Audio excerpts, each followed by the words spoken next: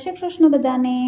તો આજે આપણે બનાવીશું ફાફડા। તો એના માટે મેં લીધેલું છે અહીંયા ચણાનો લોટ। 3 વાટકી આપણે ચણાનો લોટ લેવાનો છે। એને આપણે ચાળી લઈશું। ફાફડા બનાવતી વખતે ખાસ ધ્યાન રાખવાનું કે આપણે તૈયાર પેકેટમાં જે આવે લોટ એ જ વાપરવાનો છે।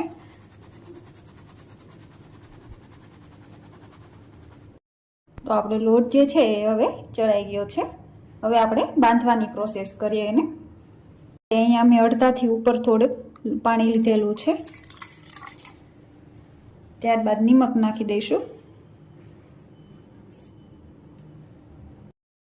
હવે અહીંયા મેં જેટલું આપણે નિમક લીધું હતું એટલું આપણે ગાંઠિયાનો સોડા જે બજારમાં મળે છે એ નાખીશું।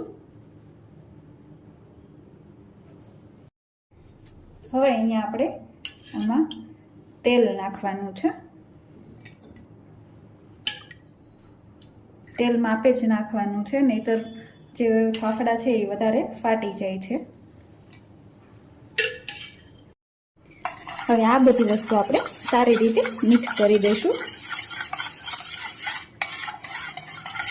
જો તમે મારી ચેનલમાં નવા હોય તો મારી ચેનલને સબસ્ક્રાઈબ કરજો, લાઈક કરજો અને શેર કરજો। હવે લોટમાં આપણે અજમા નાખી દઈશું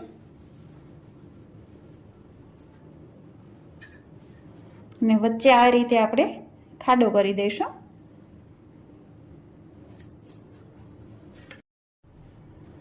હવે જે આપણે પાણી બનાવેલું હતું એ અંદર નાખી દઈશું।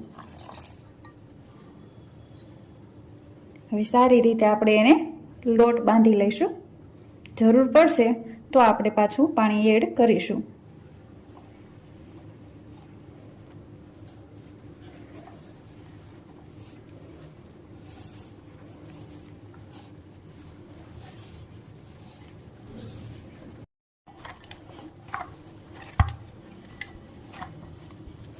તો આપણો લોટ બંધાઈ ગયો છે। ચણાનો લોટ છે એટલે જાજુ ચીપકી જાય છે, પણ પછી સરસ થઈ જાય છે।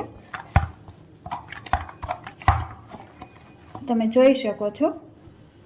એને હવે થોડી વાર મસળી અને આપણે 15 મિનિટ માટે એને રેસ્ટ આપવાનો છે। જેટલો તમે રેસ્ટ આપશો એટલો જ તમારો સરસ લોટ તૈયાર થશે।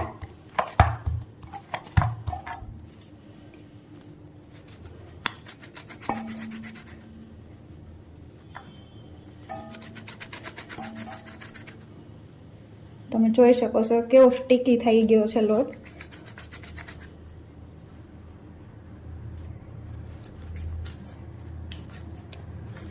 હવે આને આપણે 15 મિનિટ માટે રેસ્ટ આપીશું।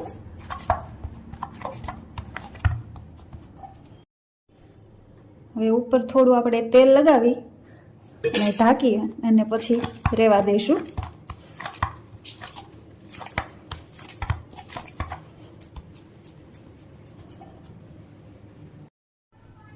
આપણા 15 મિનિટના રેસ્ટ પછી તમે જોઈ શકો છો લોટ સરસ થઈ ગયો છે। હવે સારો એવો એને મસળી લઈશું।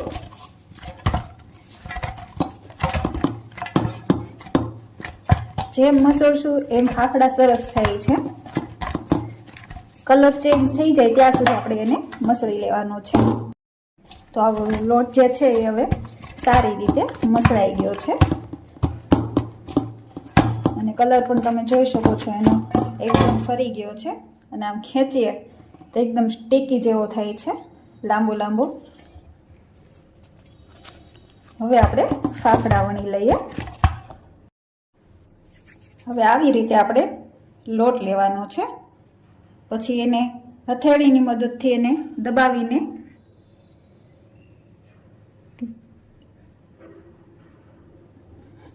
આવી રીતે આપણે ફાફડો તૈયાર કરી લેવાનો છે। ત્યારબાદ આ પટ્ટી ચપ્પુ હોય એના મદદથી આપણે કાઢી લઈશું। તમે જોઈ શકો છો આ રીતે આપણે ફાફડા તૈયાર કરી લઈશું। હવે આપણે તીખાવાળો આપણે ફાફડો પાડવાનો છે। તો ઉપરથી મેં તીખા નાખેલા છે, અધકચરા વાટેલા। એને આવી રીતે આપણે મિક્સ કરી દઈશું।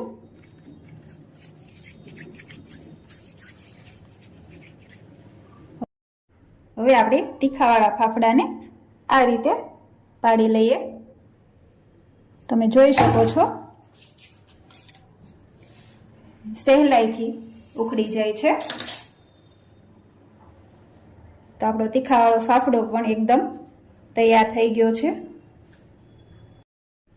તો જોઈ શકો છો આપણો તીખાવાળો ફાફડો પણ તૈયાર થઈ ગયો છે. હવે એને આપણે તળી લઈએ. હવે આપણે ફાફડાને તેલમાં તળી લઈશું.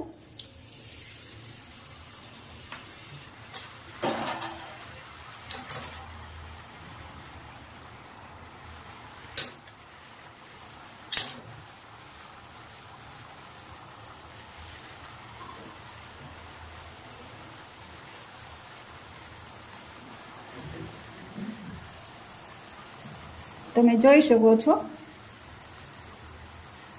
હવે એને આપણે ધીમે ધીમે પલટાવી લઈશું.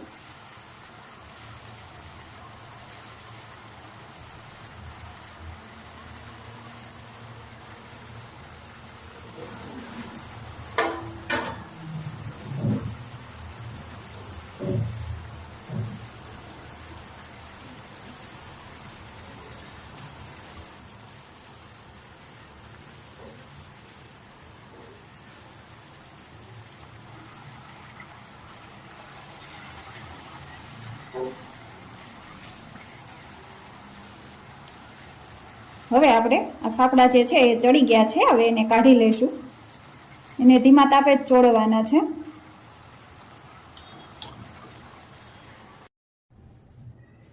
તો તૈયાર છે આપણા ફાફડા. હવે આપણે એને સર્વ કરીશું. તો તૈયાર છે આપણા ફાફડા, જેને આપણે ડુંગળી, મરચાં, ત્યારબાદ ગાજરનો સંભારો છે, મરચાંની ચટણી છે અને ચા સાથે આપણે સર્વ કરીશું. જો તમને મારી આ રેસીપી સારી લાગી હોય તો મારી ચેનલને લાઈક કરો, શેર કરો અને સબસ્ક્રાઈબ કરો.